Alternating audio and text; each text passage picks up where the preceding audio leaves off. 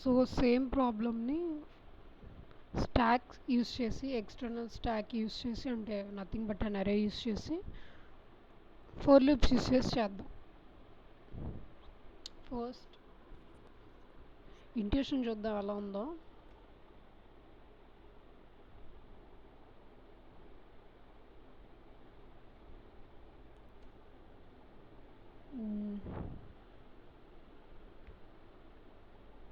First stock ఇనీషియల్గా ST అనేది ఒకటి తీసుకున్నాము. స్టాక్ అనేది ఇనీషియల్గా ఎంటీ ఉందనుకుందాం. ఎంటీ స్టాక్, దాంట్లో nothing but an empty string. దాని తర్వాత మనకున్న స్ట్రింగ్ ఏంటి, ఏ బి సి కదా. సో ఫస్ట్ స్టాక్లోకి ఏని పంపుదాం. ఎలా, స్టాక్లో ఎలిమెంట్ ఉన్నది ఉన్నట్టు అలానే ఉంటుంది. ఆ ఉన్నదానికి తర్వాత మనం ఏ యాడ్ చేయాలి. ఏ ఇప్పుడు స్టాక్లో మనకి ఏమున్నాయి, ఎంటీ స్ట్రింగ్ ఏ. తర్వాత నెక్స్ట్, ఇప్పుడు నెక్స్ట్ ఎలిమెంట్ ఏంటి, బీసీ. ఉన్న స్టాక్ ఎలిమెంట్ని అలానే ఉంచి బీని, ఈ బీ ఉంది కదా, ఆ బీని ఎంటీ స్ట్రింగ్కి యాడ్ చేద్దాం, నార్మల్ ఏకి కూడా యాడ్ చేద్దాం. అంటే ఉన్న స్టాక్లో ఎలిమెంట్స్ యాజ్ ఇట్ ఈస్ అలానే ఉంటాయి. Comma B comma A B. Next string, ఇది బాబోయ్ స్ట్రింగ్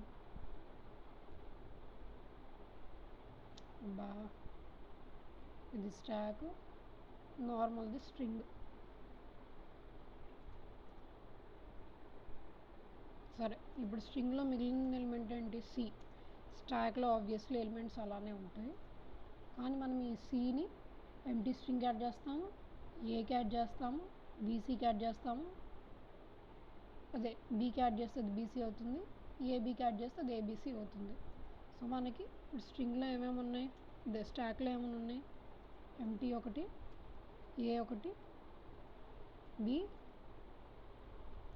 ఏబి ఉన్నాయి. నెక్స్ట్ సి యాడ్ చేస్తే సి వస్తుంది, ఏసీ వస్తుంది,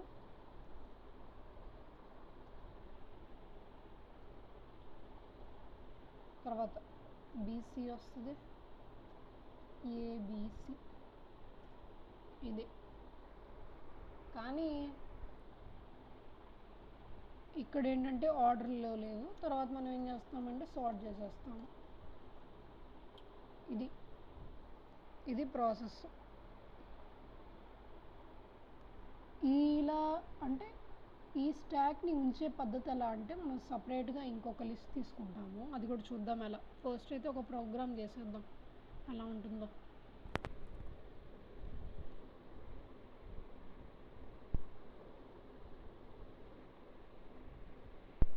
ఓకే,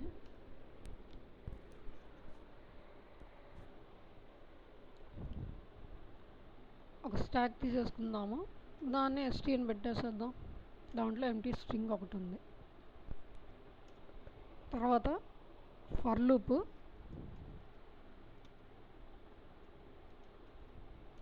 ఫర్ ఐని ఎస్టీఆర్ తీసుకుందాం డైరెక్ట్గా, ఈ రేంజ్లో ఎందుకు. తర్వాత ఈ ఐని మనం ఒక క్యార్లో స్టోర్ చేసుకుందాం. స్టోర్ చేసుకోవడం అవసరం లేదులే. సరే, ఈ స్టాక్ కాకుండా ఇక్కడ చూడండి, మనం ఈ స్టాక్ని కదిలించట్లేదు కదా. ఈ ఈ స్టాక్ని కదిలీకుండా మిగతా ఎలిమెంట్ని, అంటే ఈ ఫస్ట్ ఎలిమెంట్ని యాడ్ చేయాలంటే ఈ స్టాక్ అనేది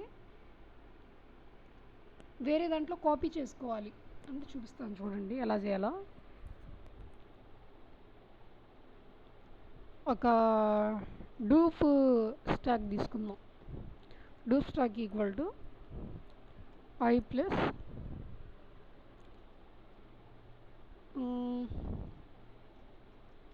క్యారిన్ ఎస్టీ అనుకుందాం. ఫర్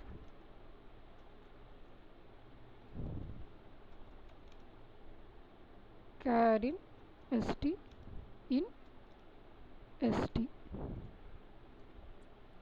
అంటే దీనికి అర్థం ఏంటంటే ఈ ఫర్ లూప్ అనేది ఈ స్టాక్లో ఉన్న ఎలిమెంట్తో ఈ ఫర్ లూప్ అనేది ఈ స్టాక్ ఉన్న ఎలిమెంట్లో ఈ క్యారెక్టర్ని యాడ్ చేస్తుంది. అంటే ఇక్కడ మనం చేసినలానే, అంటే స్టాక్లో ఇనీషియల్గా ఎంటీ ఉంది. ఇప్పుడు ఐ అనేది ఏంటి,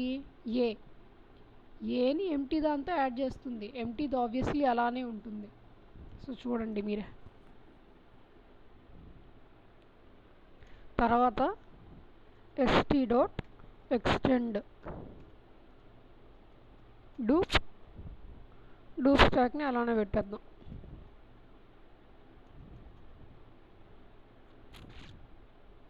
సరే, ఇక్కడ ఒకసారి స్టాక్ని ప్రింట్ చేద్దాం.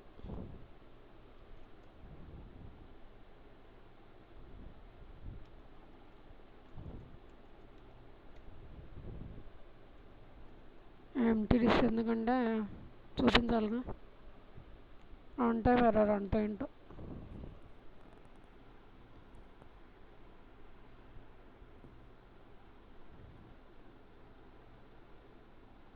ఇన్వాలిడ్ సింటాక్స్ అంట.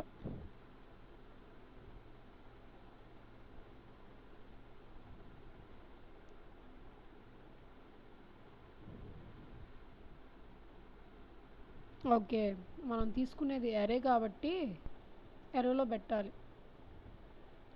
చూద్దాం ఎలా ఉండిద్దో. Wrong answer. మనకేమొచ్చింది, చూడండి మనం ఆబ్వియస్గా మనం దీంట్లో అనుకున్నదే.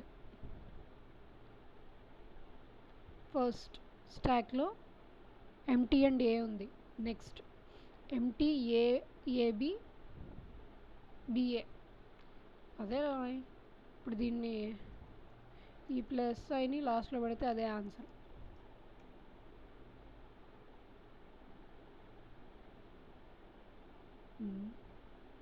చూడండి ఏబి. తర్వాత ఆబ్వియస్లీ సేమ్ ఉన్నాయా లేవా అంటే ఈ ఫర్ లూప్ ఏంటంటే ఈ నార్మల్ స్టాక్లో, అంటే నార్మల్ ఇనీషియల్గా ఫస్ట్ ఉన్న స్టాక్లో ఎలిమెంట్ని తీసి ఈ స్ట్రింగ్లో ఫస్ట్ ఎలిమెంట్ని యాడ్ చేస్తుంది, అంటే వరుసగా ఏబిసిని. సో దానికోసం ఈ ఫర్ లూప్ యూజ్ చేసాము. అంతే, పెద్ద ఇంకేం లేదు, సింపుల్. సో ఫైనల్గా ఒకసారి రిటర్న్ చేద్దాం ఎలా ఉండిద్దో.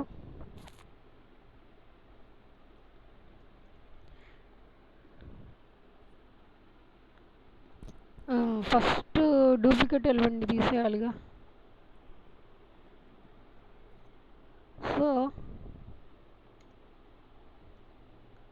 ఎస్టీ డాట్ ఎందుకు ఎండ్ నుంచి పెడదాం, అయిపోయింది. ఫస్ట్ ఎలిమెంట్ కావాలి మనకి, ఫస్ట్ తీసేసి మిగతాయి కావాలి. సరిపోయాలా? ఈజీ. రికర్షన్ అంటే రికర్షన్ కోడ్ని ఫర్ లూప్స్లో కానీ ఇటరేషన్ కానీ కన్వర్ట్ చేయాలంటే మనం ఎక్స్టర్నల్ స్టాక్ యూస్ చేయాలంటే ఎక్స్టర్నల్ అరే యూస్ చేయాలి. కాస్త కన్ఫ్యూజన్గా ఉండిద్ది, నేను కూడా ఇప్పుడిప్పుడే నేర్చుకుంటుంది. So hope for the best. ఇంతే, సింపుల్గా. సో తర్వాత సబ్సెట్ సమ్ ప్రాబ్లమ్ సాల్వ్ చేద్దాము.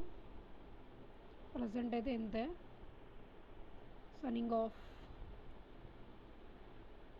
సబ్మిట్ చేసాం కదా కోడ్, చేయకపోతేనా చేస్తాం. సరే.